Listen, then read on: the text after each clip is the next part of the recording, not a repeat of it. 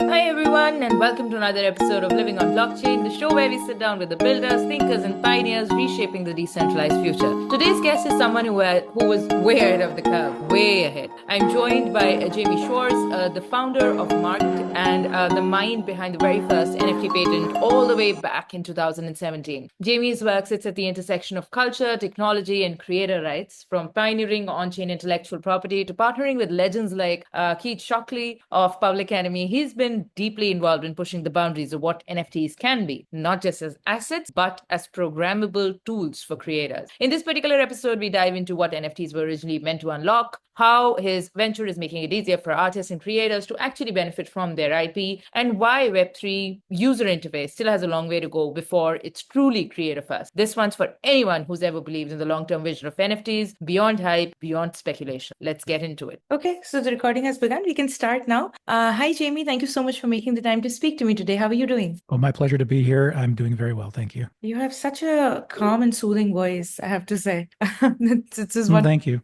such a good tone for the recording. Can you tell us a little about yourself, please? Let's set the context right for our listeners. Sure.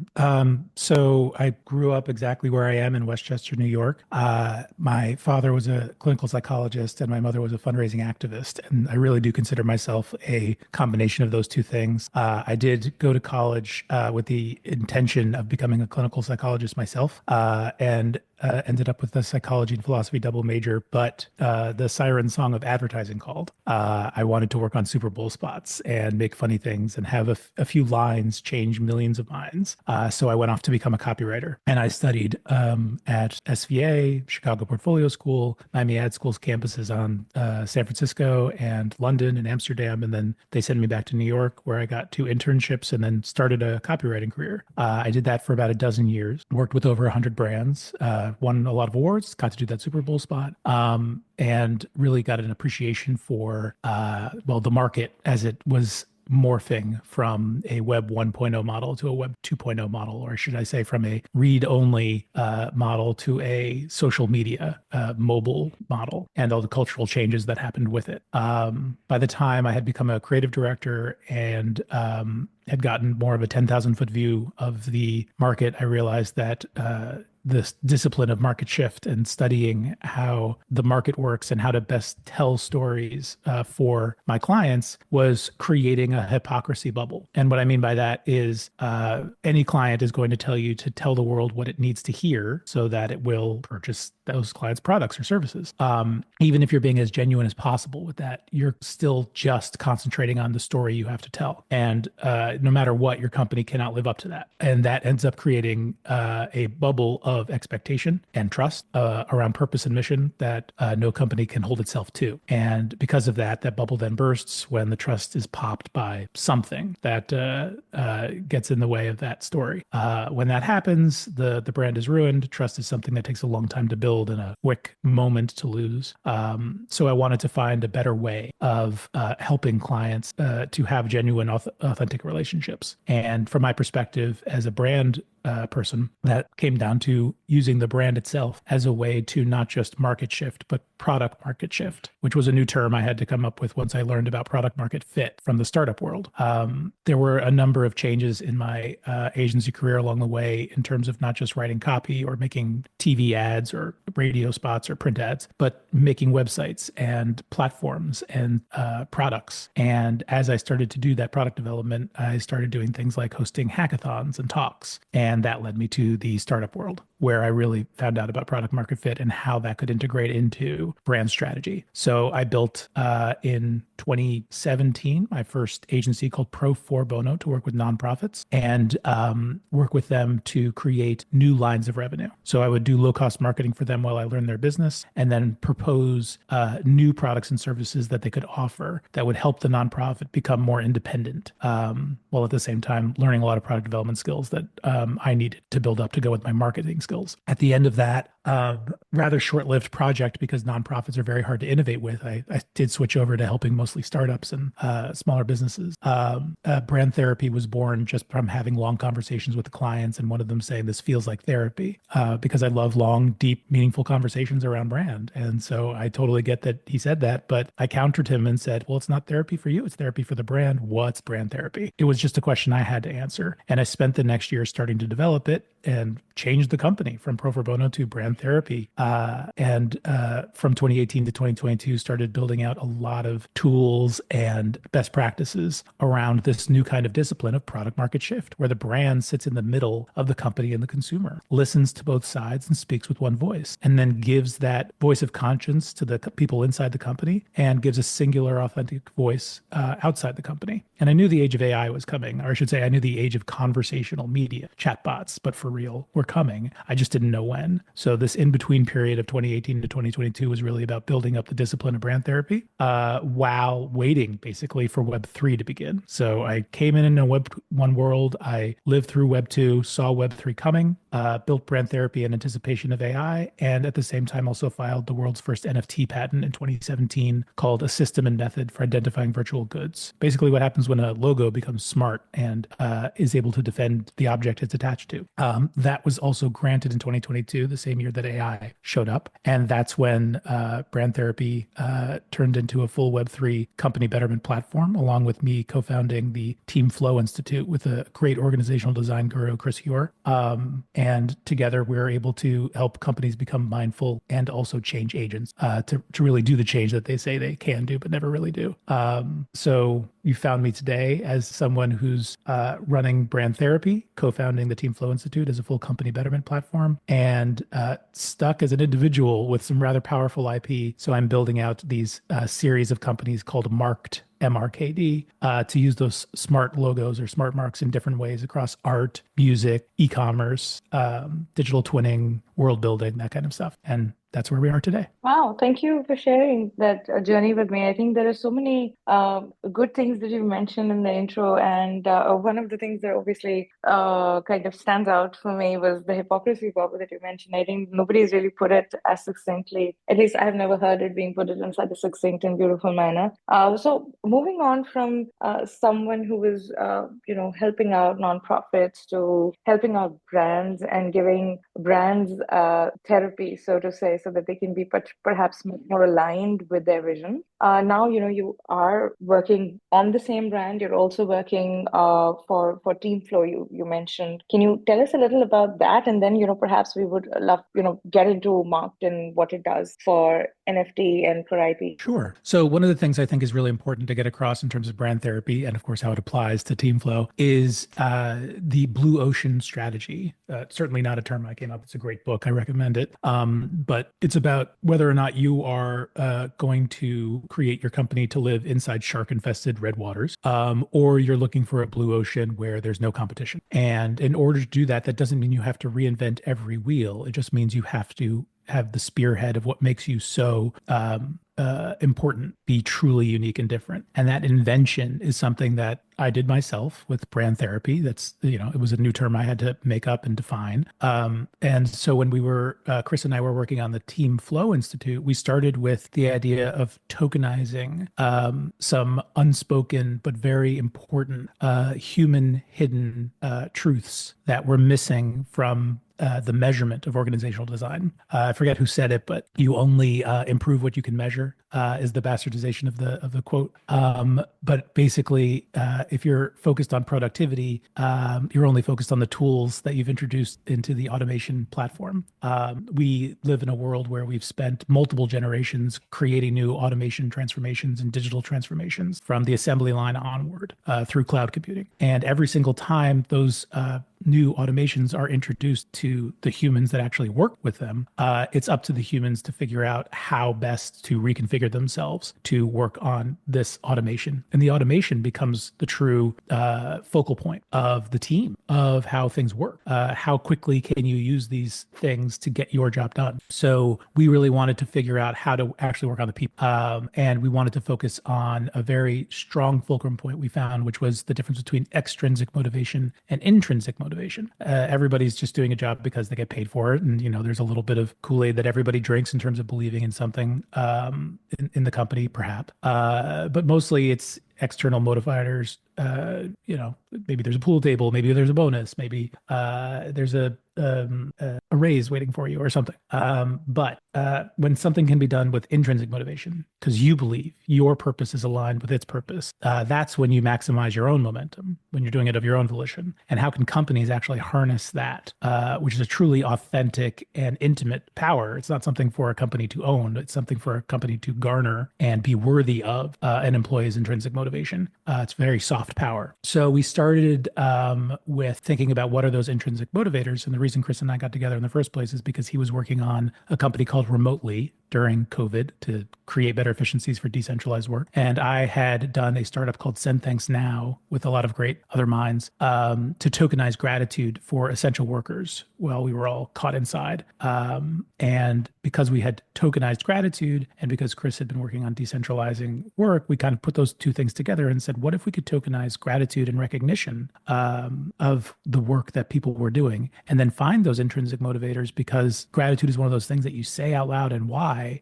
when somebody goes above and beyond. And recognition is something that's not institutionalized and not focused on the human work, especially in a team dynamics kind of way. So we created those two tokens. And as we kept on ideating, I was wondering what would team flow actually look like. And the inspiration for this came from the TV show Ted Lasso with Total Football and seeing things like live jazz on stage. You've witnessed team flow before when people are all acting as one, as well as a colony of bees or ants. And it's a magical moment when it can happen. And we were wondering if it could happen for work. And lo and behold, Chris, being the organizational design guru as he is, he was part of the initial team to digitize Deloitte's work and work with IBM on these kind of things, et cetera. He found Dr. Jeff van den Houten Holland, who is the founder of the team science of TeamFlow. There are a number of companies out there that use the term, but he really developed over the past decade, after working with the solar car team that got through the desert race, how teams can best work together across 6 different parameters. Those parameters are psychological safety, open communication, high skill integration, aligning personal goals, audacious team goals, and mutual commitment. And those are measurable things by surprisingly simple questions that can, when scored high enough, show elevations of 4 senses in a team: unity, progress, trust, and focus. And if those 4 senses score high enough, then what emerges from that is this collective ambition or team flow. So we worked with Jeff to see how we could make this a decentralized model, as we are living in hybrid work, where it's really important to take advantage of in-person time, but make it limited and make live conversations like this empowered so that people can work as efficiently as possible in this way, as well as asynchronous work. And then, of course, there's a lot of head down time where we all need our own individual flow. So we developed that all into the Team Flow Institute. And Chris knows a lot of amazing, really smart minds, a lot of PhDs, et cetera, in the OD space. So we built out a research department led by Jen, who's an amazing member of the team. And we together now have this amazing assessment tool to basically create a score of how far along you are in your team flow journey, and where certain strengths that your team possesses can work on the weaknesses that are also now made apparent with those hidden human frictions. So we came up with team flow, realized it was real, found the founder of it, institutionalized it for decentralized work, and found all the ways to tokenize and use AI with recordings and things like that to create centralized intelligences of the team. So we're talking about team intelligence, collective intelligence here, not just a digital twin of your own knowledge, but a digital twin of the collective knowledge of the team. And then that fed in perfectly to brand therapy, because now the job of the higher ups isn't to oversee. When you get hired, you go through a very stringent review process to see if you're worthy of the job, if you're up to the task. And what do they do as soon as you start the job? Oversight, because they don't trust you, which is crazy. That's what the hiring process is for. So how do we help the higher ups also move from an oversight to a support system? By having them concentrate on brand therapy, creating that really good Kool-Aid that's healthy and tasty that everybody should drink, working on the purpose, working on making sure the company stays authentic to who it is, so that the teams can autonomously believe and have that mutual commitment around what the company's really for and aligning their personal goals to it. So a lot more brand therapy on the top and a lot more team flow on the bottom of how a company works. And together we call that company betterment. This is so cool. I love love how you, by the way, Peter Drucker said that, you can only Oh, make better right. what you Thank you. can Chris measure. Chris Yeah. mentions Peter Drucker all the time, and I keep forgetting Yeah, his. no problem. So yeah, I think that is something that I've tried to imbibe in my personal as well as professional life too, because only when you sort of try to get hang or measure of these small things and habits, only then can you make them better. So I think it's a good code to live by. I have actually used remotely during the COVID time, so it's fascinating and how it kind of shows how small the world is. That your co-founder is actually the founder remotely, and really good work there. Like I think our team used it quite a bit. And now coming to team flow and what you're doing and how you're going to mention Ted Lasso and incorporating those bits. I think what you've built is extremely powerful. I would love to try that out and see what we can do for our team using team flow. And I would recommend to all the founders listening and to perhaps at least check out the tool and see what it can do to your team, because I think a team that works well cohesively can produce results that are so much better than what is being done, in case there is some element of inefficacy there, or somebody who's perhaps not that aligned with the vision that you're trying to build for the company. So this sounds very fascinating, and I'm definitely going to try out the tool as well after this recording sometime. But because the podcast focuses more on Web3 and blockchain, so I have to, even though I would love to talk more about this, I would have to veer the conversation Of course. towards your first NFT patent, like you mentioned. So can you tell me a little about that journey, and then can you then also perhaps talk a little about Marked and what's the kind of problem that it's trying to solve for creators? Sure. So as I mentioned, living through this Web 2 ascendance and the centralization of the Hmm. web, I was noticing how we were losing ownership. Of course, it's really hard to own digital media, and lo and behold, NFTs were the actual answer to how do we own digital media. But before that, we had gone through quite a process of, everybody had spent so much money on their tapes and then had to buy their CDs and, then had to buy the iTunes version of them. And then there was streaming. And in that process, we went from having something physical that we held and owned. Obviously, there were still rights involved there where I couldn't just, play my CD for the NFL. There would be rights Right. problems there. Yeah. But I still had the thing that I could do whatever I wanted with. But then when we got Napster in 2000, or 98, 99, all of a sudden music became cut and paste. And that idea of just, Yeah. burning a mixtape or whatever became mass distributed. And Hmm. that destroyed the music industry overnight. So you had things like, Sony suing 5-year-old girls for downloading a song to try to Yeah. stop the entire industry from, falling Yeah. apart. And it really took Apple's iTunes with digital rights management to, figure it out. Oh, wait, no, pay 99 cents and then you can play this on any 5 devices and that'll be ownership for that. And everybody kind of like coalesced around that and said, okay, fine. And then streaming came. And at that point, we really just handed over the idea of ownership. And we've done this a lot in terms of a lot of different industries where it's like, oh, the gig economy and you don't really need to own things, and what a rental life would be for a greener earth and more efficiency and more access. And everybody kind of bought into that idea during, I guess, the millennial ascendancy time period. And, with all that came, way more access. I mean, my goodness, I could play anything, anywhere, anytime, whatever it was. Amazing, but there was no ownership. So I was trying to Yeah. figure out what ownership could mean in that space. And in the music space, for me, it meant having the music splits and samples in the tracks so that I had the same access to the music as the creator, the producer, and I could do what I wanted with it. Because in a digital world, it's not about physical possessorship, it's about digital possessorship and what you can do with something in a digital medium. So I was trying to figure out how to make that possible. That was like 2013 when I first tried that on a centralized ledger. But then a distro and a couple other kind of things came around and then left, trying to get that right, both on a centralized and decentralized way. But then in 2022, when the patent was granted, there was a new impetus. I wasn't about to do anything with a pending patent when it's just me. I'm not Apple or Nike or Oracle or whatever. And so when it was finally granted and I can actually work on it and not have to worry so much about the lawyers coming at me, I focused on these two areas of media that are truly transformative when it comes to the NFT world, or potentially can be, and that's rights management for music and provenance for art. And so Marked marked.art and marked.dj were born as companies to answer the NFT problem that NFTs created, which is, okay, you can now own digital media. However, you're using a back-end, impossible to read receipt to point to a file that is can be removed from the destination. The chain may be immutable, but rug pulls allowed for the potential of this industry, which was $2 trillion entering in less than a year into the market and then leaving in less than a year. Over 18 months, $2 trillion went into and out of the NFT economy. That's insane. I mean, I totally get COVID money, nowhere to go, people just buying bubble and everything, but whoa. So the potential's there, but then it all got rug pulled away anyway. We still need wallets. We still need marketplaces to buy it on. 80% of stuff on OpenSea was fake. It was just people right-clicking on an art image, creating a new blockchain for it and saying, hey, buy this Bored Ape. Yeah. You know, so I get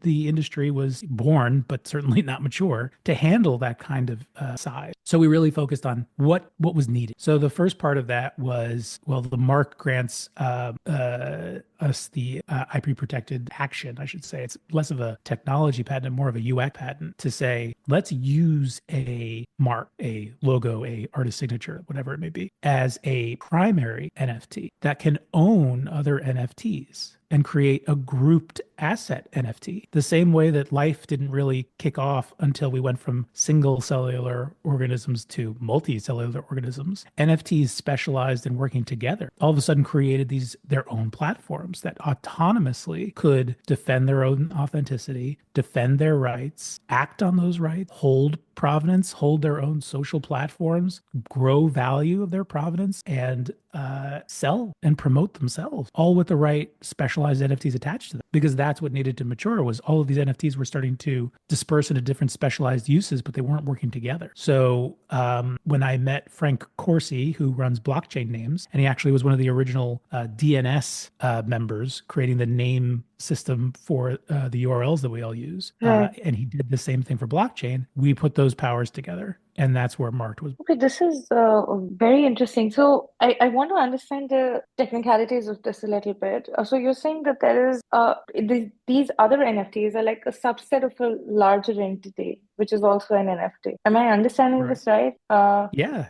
But the first time that, co-founder of mine, Ganesh Hegde, who I met through a Y Combinator connection, we started working together over 3 years ago. Ooh, time is flying. And we were trying to figure out how best to get something like that concept to work, but it wasn't truly available yet. And then the Ethereum standard ERC 6551 came around, which allowed an NFT to own its own wallet. And then we built an alpha off of that. But once that happened, it was the same thing. Like, okay, now we have an ERC 6551, but we're also going to need an 1155 here and a 721 over here. And we need this contract up. And how does this work? And we started to try to build it out. But once we met Frank and Blockchain Names, we realized the system was there to just do it with a simple JSON file. And why mess with something that works? Yeah, that would make sense. So obviously this kind of helped with the new ERC that had come in, like that allowed the NFT to own the wallet. Okay, now I think I'm understanding how this kind of works. Okay, so can you tell us a little about perhaps a little about the use case, or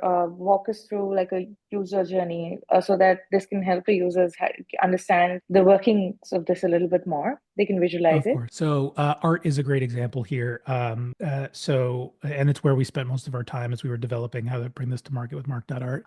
For the mark, we're using the artist signature. So think of that signature as the front end user experience of the NFT, the non-fungible token. Remember, an NFT is just a receipt sitting on the back end with a bunch of crypto letters and numbers that you have to use Etherscan to understand, and that kind of stuff. It has to sit on a wallet somewhere that you have to also have set up somewhere else. It's just pointing to a file. What we've done is said, okay, well, if the receipt is the big deal, let's make that what you actually own. Because remember, we're going back to trying to figure out what ownership looks like. And in a digital world, it doesn't matter what an object like, looks like in any one medium, because that's not what you own. You own the concept of the thing. We're living in a transmedia world. When we have art sitting on our walls as one media, ink on paper or whatever, or stone carved or whatever it may be, it's a physical medium. When you have a digital piece of art, it's a bitmap file or a JPEG or a RAW or whatever it is, but it's a file. But that's, a way of doing art. You can also have the art be expressed across these multiple spaces. There are digital twins of art already. There are wonderful digital pieces of art that are based on other pieces of art. Rafik Anadol is doing a lot of amazing things in that space. And art is a real, just because somebody paid $69 million for Beeple's art and that started the whole boom, that's just a speculative boom. But there really is true fine art culture in the digital art space. It's a real mature space. The first video art was in 1974 to go to, that's in the MoMA right now, Jaime Schwarz back then. So like it's these are all mediums of true fine art. So if we can flip the script of what it means for the art, instead of to be here's the art, I'll show it where I can, to what's the environment I'm in. Okay, I will express myself that way. That's also true of us at Avatar. I'm a real person, but a part of me is the real me when I'm in my Fortnite character or in my Roblox character or in my digital fashion show or whatever it is. They're still just different expressions of me, and they're supposed to represent me just in that one medium. So if we now have the transmedia capability, we've now given artists transmedia canvas, digital canvas. And so when I'm talking to people who aren't so crypto knowledgeable, I'll say things like mark.art is a digital canvas that you can put all the different kinds of expressions of your art on, so it can show up however you want it to in these different places. And if it's physical, we'll put an NFC chip on it. We'll create a digital twin of it so people can see it in a 2D and 3D manner exactly as it is. But you're also free to create an augmented reality version of this, or an immersive version of this, or to create multi-sensory versions where there's sounds and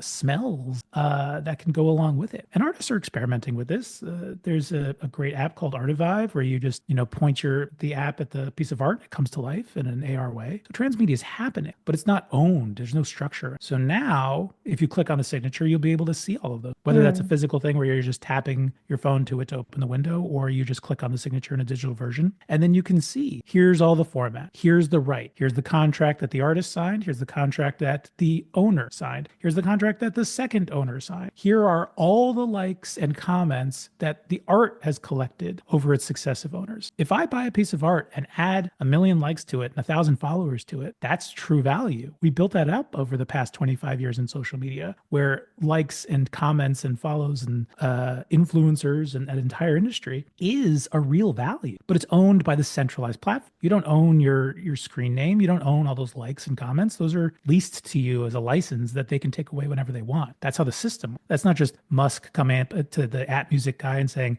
@music is now mine. This is true for every contract in every social media platform. That's just an egregious use of it.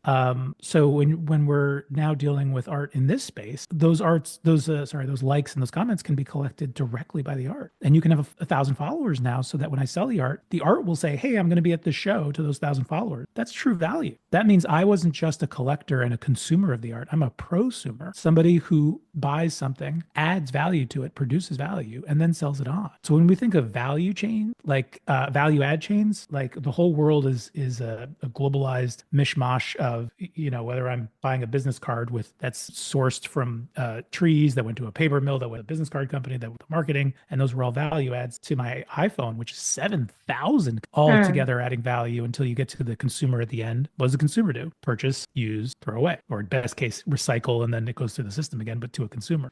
In this sense, the assembly line never ends. The consumers become a part of the value add, and that creates a completely different kind of economy. And art has been doing this forever. It's just a much smaller economy and doing it in a much more analog way. We all have art hanging on our walls that passed down for multiple generations, right? That we tell the stories of. This came from my great grandma to my grandma to my mother to me, that kind of stuff. Well, those are great oral tradition stories that can now be immutably contracted into the art. And think of that across, the actual professional national level, those values are worth capturing and worth assigning to the different people inside the economy. So we can become part of the economy too. Right now, you have an art industry where the artists, the collectors, the dealers, the galleries, the viewers, they all are trying to grab a larger slice of the same pie. The artist wants to sell high, the collector wants to buy low, the gallery wants as much commission as they can, the fan wants to bootleg and not pay for. So they're all, working against each other. But if they all can earn their own values from how much value they add to the art, all of a sudden everybody's aligned and they can grow the pie together. And that co-creation economy is a co-elevation where everybody is helping everybody add more value and get more value. So that's a great place to start as the art industry. This is very interesting. I would think that a lot of people perhaps would not be very amenable to the idea of remixing IPs.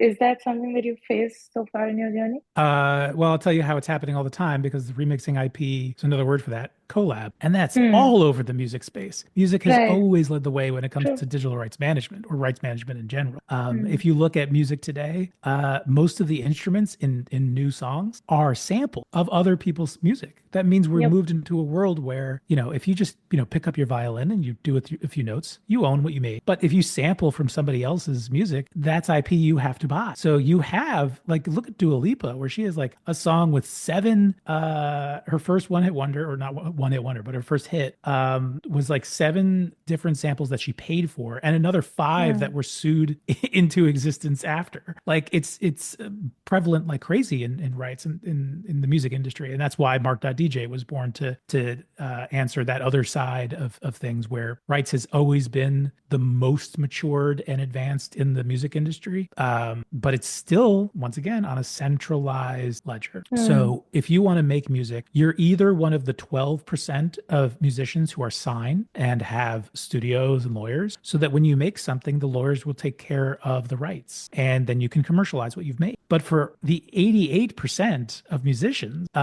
you can't. You can bootleg, you can use it for promotion. People have come out of the woodworks, just because they made great remixes. Doechii came out with remixes first. Kendrick Lamar came out with remixes first. CeeLo Green did the Gray album, which was mixing the Metallica Black album and the Beatles White album together, and that was enough promotion to get him a record deal.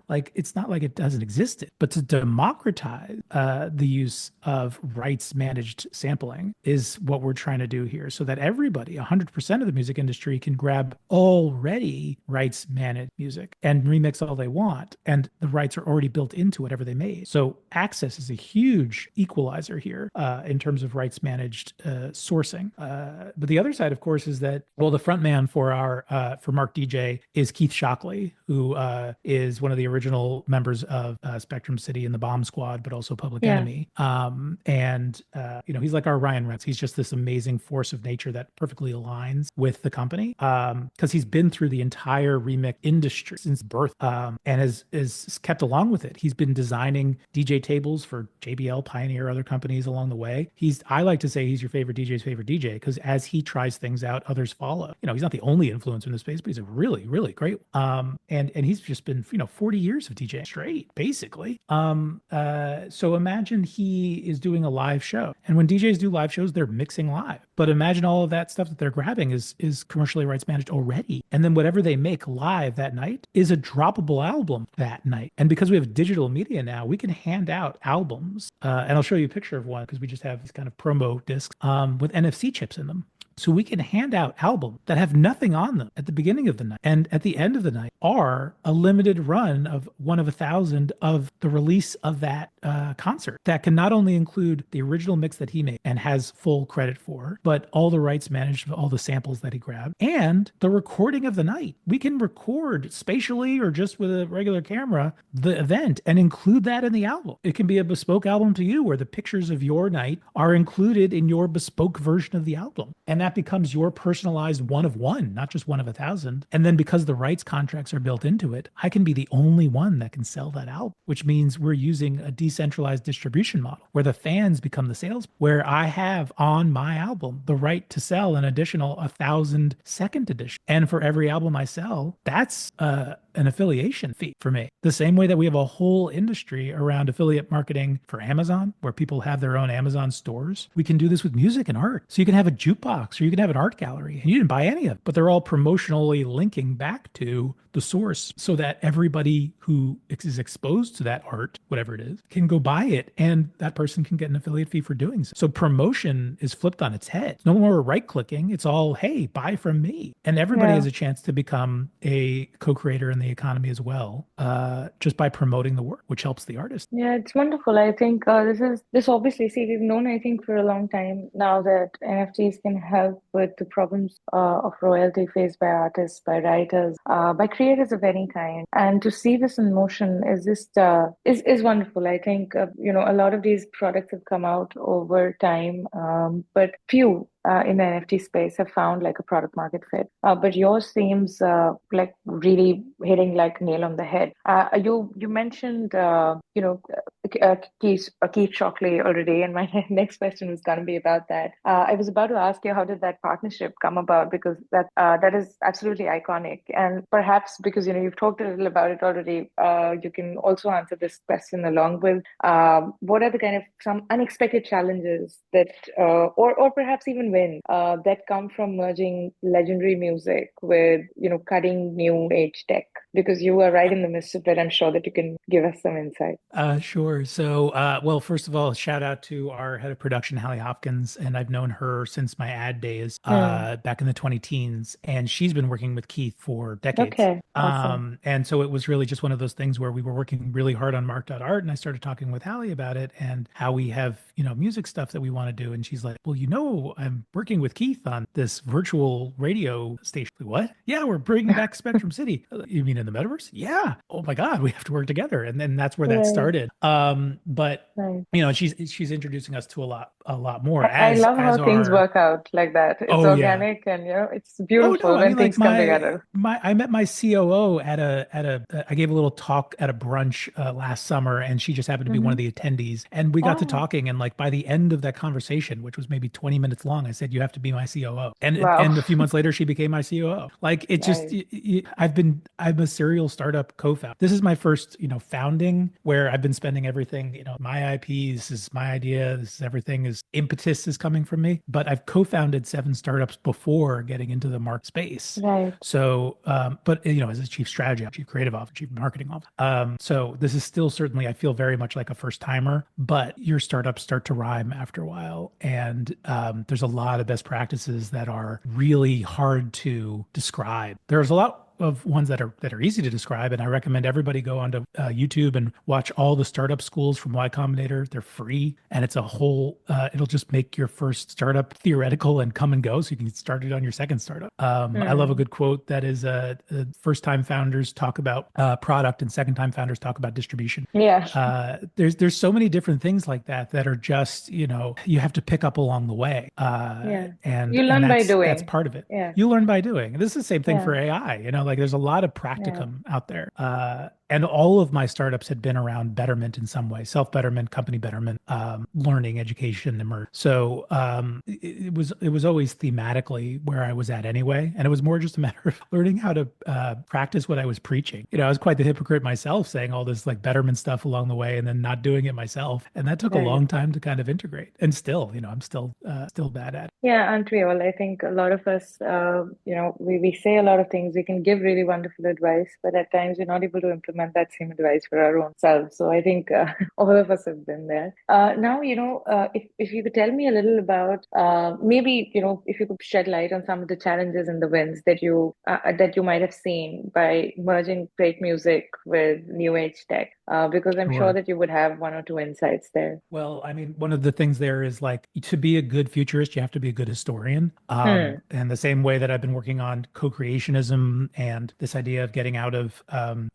conspicuous consumerism into conspicuous prosumerism, I had to go back to where capitalism started and learn about where mercantilism was and how capitalism came out of. So when we're looking at music and the history of music, we went back to looking at when it was first sold. It was sheet music. It wasn't even, the phonograph. Like this industry started with sheet music, and you get this idea of there are 3 different kinds of rights when it comes to music: the person who wrote the music, the person who performed the music, and the person who pressed or minted or marked or just just manufacture music. And so those Okay. rights have existed for over 100 years. But it's made a very complicated industry. So when it comes to old ways of making music, it is extremely complicated. And as samples have come in, oh my God, it's only complicated on top of complicated on top of complicated. So a lot of this was just saying, how can, similar story to a lot of other startups, how can technology help to simplify and create a better user? Because honestly, as somebody who's been doing brand strategy for 20 years, it's not about your product. That's not what people are buying. They're buying a benefit.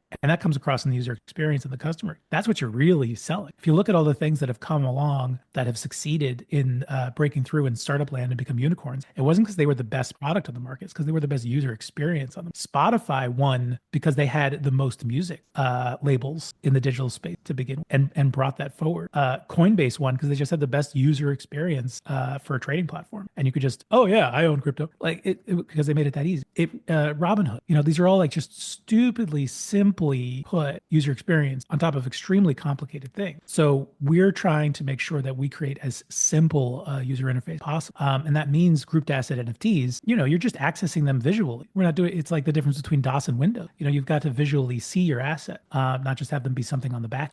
We want to make sure that we're getting rid of a lot of the complications that Web3 was giving, like you need a MetaMask wallet and you need to Etherscan and you need to sell it on OpenSea. No, you just have a username. We give you a .dj name. So Tarusha Mittal .dj, and everything after that you own, and you sign in with your .dj name, and you have access to your personal blockchain, and that blockchain has everything pointed to in a taxonomy chain.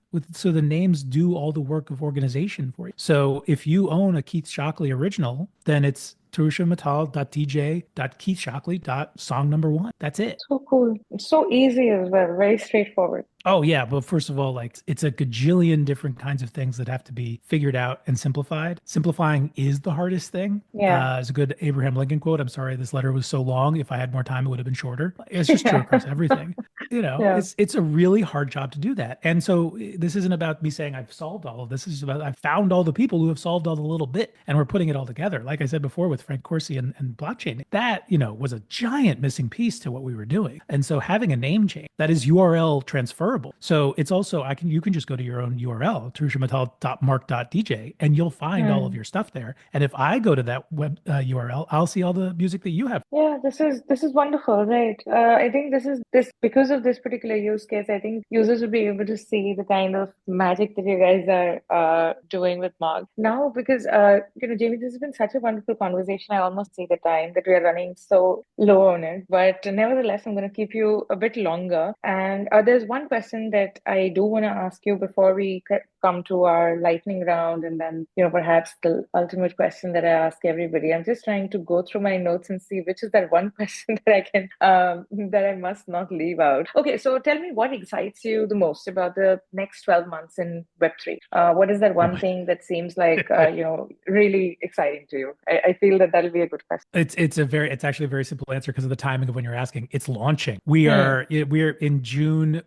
We're going to be at New York Tech Week on June 6th with the only basic awesome party, that we're going to have that live performance from Keith. And June 17th, we're doing a satellite event for an art man cave in VFA Gallery in Soho to go along with Fanatics Con. And then we have some plans for NFT NYC. So June's a very big month for us getting out there and launching. But there's so much I can't even talk about yet that I'm really excited to talk about later. Sure, and I'm sure that our listeners will be keyed in wherever you're putting in these updates, and I'll link that up in the description, and they'll be holding you and looking out for you for June, as well as the other exciting updates that you guys are going to be pushing out. This is fabulous. This has been one of the more enlightening conversations that I've had recently, because I honestly have talked to very few founders who found a really good use case and found a good, seemingly like a good PMF for an NFT product or something that uses NFT in tech, so in their infrastructure bit. So this has been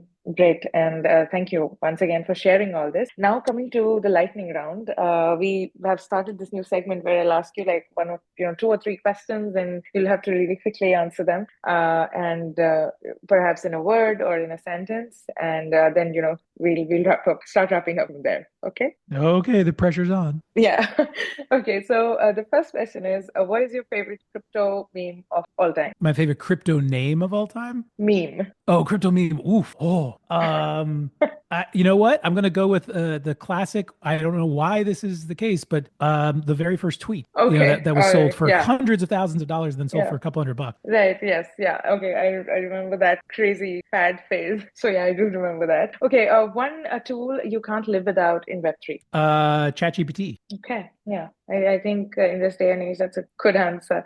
What is your advice to artists that are entering the NFT space in 2025? Young creators. They're just paintbrushes and canvas. They're just other Mm. tools. That's it. That's good advice. That's wonderful. Okay, so Jamie, thank you really so much for this very wonderful conversation. This has been very soothing for me, very insightful for me. I'm sure it'll be for my listeners as well. There's this one question that I ask everybody who comes on the show, and I'd be remiss if I did not ask you the same question. You are somebody who has worked, you've been around for a while. Like you mentioned that you're a serial startup co-founder, and this is your first venture as a solo founder, and I'm sure that it'll go splendidly well. But because you've been around, you've worked in different fields, and you've zeroed down on Web3 where you're working right now. If there's somebody who's perhaps facing the same dilemma, they're looking at Web3 with a little bit of skepticism, a little bit of cynicism, what will be your advice to them so that they can truly start living on blockchain? To not make as big a deal out of it as they think it is. It's just more technology, and they've been through this before. I don't care how young they are. Technology and innovation is changing so fast. They've already lived through. If they're listening to this podcast, they've already lived through a transformation. And just Yeah. think about being on the other side of it. It's not that different of a world, and yet it Yeah. is. So if you can just make that mountain into a molehill and play, it's the same thing as we were talking about earlier with anything. It's just about getting your hands dirty. It's the only intimidating thing is overthinking it. That's a wonderful way to, I think, close this episode. The only intimidating thing is perhaps overthinking it and making it bigger out than it is. It is big, but it doesn't have to paralyze you. I think it's good to try it out, and you owe it to yourself to just check out a new technology. You don't have to take on the additional pressure, I think. So Yeah. And I do want to add an extra thing to that, just as an advisor to XRSI, X Reality Safety Intelligence, as somebody who is also a philosophy major and thinks on the ethics side of this, do yourself the due diligence of understanding the consequences of what you're getting in on. And like I said, if you're listening to this, you probably lived through the changes that have happened in Web3 as we've gone from the feed to the algorithmic. Be aware of what you are giving up. Be aware of what somebody's asking for. Be aware of what the invisible hands of the market are doing. Yeah, I think that is, again, very good advice in a wonderful way. To close off on this episode, I think this is just very practical advice, and I think people should take it to heart and really follow it to avoid, getting lost in this space. It's so easy to get lost and to lose money. Keep your wits about yourself and try out the new tech because you owe it to yourself. So thank you once again, Jamie, for making the time out to speak to me today. This has been such a wonderful conversation, very insightful. Thank you. Great question.